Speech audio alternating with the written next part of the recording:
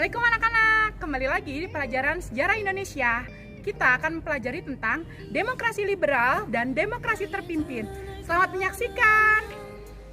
Nah, sebelum kita masuk tentang penjelasan demokrasi liberal dan demokrasi terpimpin di Indonesia, kita akan mempelajari terlebih dahulu tentang pengertian demokrasi. Apa sih demokrasi itu? Sistem demokrasi pertama kali digunakan yaitu di Yunani kuno, tepatnya di negara kota ataupun polis Athena. Jadi, secara etimologis, sistem demokrasi adalah sistem pemerintahan oleh rakyat. Demokrasi terdiri dari dua, yaitu ada demokrasi secara langsung dan demokrasi secara perwakilan.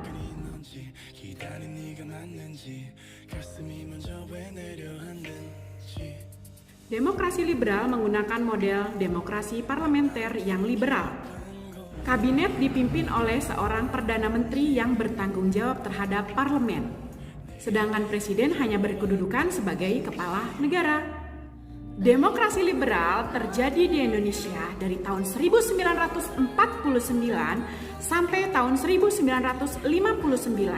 Demokrasi liberal terjadi selama 10 tahun. Nah, 10 tahun ini mengalami perubahan 7 kali kabinet. Yang pertama, Kabinet Natsir, yang kedua, Kabinet Sukiman, yang ketiga, Kabinet Wilopo, yang keempat, Kabinet Ali I, yang kelima, Kabinet Burhanuddin Harahap, yang keenam, Kabinet Ali II, dan yang ketujuh adalah Kabinet Juanda. Nah, untuk masing-masing kabinet diusung oleh partai. Ada yang satu partai, dua partai, bahkan ada koalisi 3 partai. Dari ketujuh kabinet tersebut, ada satu kabinet tanpa partai pengusung, yaitu kabinet ahli ataupun Zaken kabinet, yaitu kabinet Juanda. Sedangkan dari 6 kabinet itu memiliki partai pengusung, dimulai 1 dan 2, itu partai pengusungnya adalah Masyumi, yang ketiga adalah partai PNI, yang keempat adalah partai PNI dan NU, yang kelima adalah partai Masyumi, dan yang keenam adalah koalisi 3 partai, yaitu Masyumi, PNI, dan NU. Yang menyebabkan perubahan-perubahan kabinet di demokrasi liberal sangat banyak sekali dikarenakan adanya mosi tidak percaya dari partai lawan, dan kabinet-kabinet tersebut dianggap gagal dalam menjalankan tugasnya di pemerintahan. Pada masa demokrasi liberal, berdasarkan dari segi keamanan nasional, banyak sekali terjadi gerakan separatis di berbagai wilayah dengan latar belakang ketidakpuasan terhadap pemerintahan pusat. Adapun dari segi perekonomian Indonesia pada saat itu sangat tidak stabil, sehingga program-program yang sudah direncanakan oleh kabinet-kabinet pada masa itu tidak terlaksana dengan baik atau tersendat-sendat.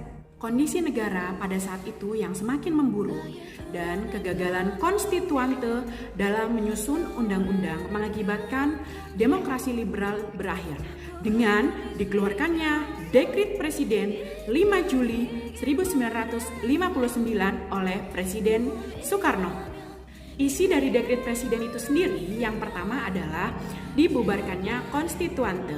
Yang kedua yaitu kembali ke Undang-Undang Dasar 1945 karena Undang-Undang Dasar sementara tahun 1950 dianggap gagal. Yang ketiga dibentuknya MPRS dan DPAS.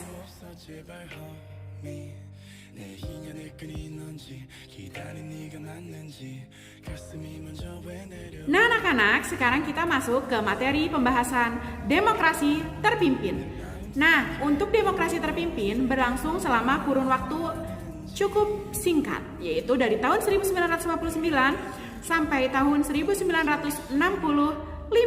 Demokrasi terpimpin adalah sistem pemerintahan di mana keputusan dan pemikiran ada di tangan presiden, yaitu Presiden Soekarno.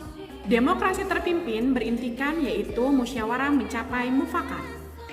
Penerapan demokrasi terpimpin yang berintikan musyawarah untuk mufakat dilakukan secara gotong royong. Semua kekuatan nasional yang progresif revolusioner memiliki ciri-ciri diantaranya dominasi presiden yang kuat, sehingga memunculkan sentralisasi kekuasaan, terbatasnya peran partai politik, dan berkembangnya Partai PKI dengan adanya ajaran Nasakom.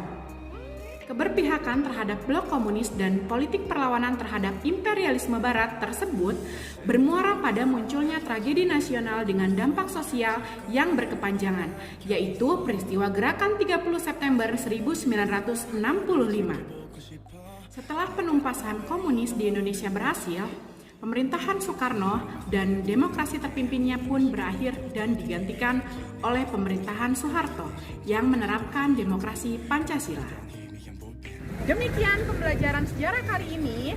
Kita akan bertemu di pelajaran selanjutnya. Historia Magistra Vitae. Sejarah adalah guru bagi kehidupan.